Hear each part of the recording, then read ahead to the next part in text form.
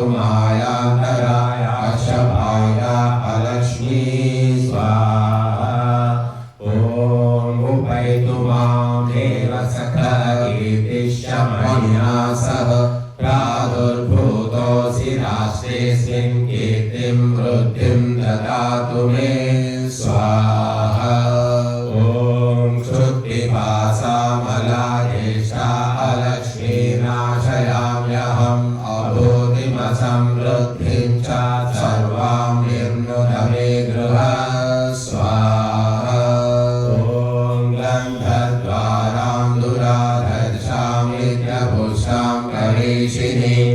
ईश्वरी सर्वभूतानां तामि भोग वये श्रियं स्वाहा ॐ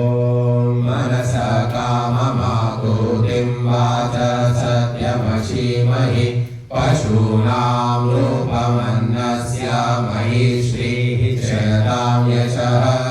स्वाहा ॐ कर्दमेन प्रजा भूता मयि सम्भ्रमकर्दम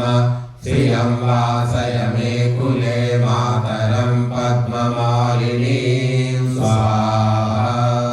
ॐ आपसृजन्तु सिद्धानि चिक्लितवसमे गृहे जयदेवी मातरं श्रियं वासय मे कुले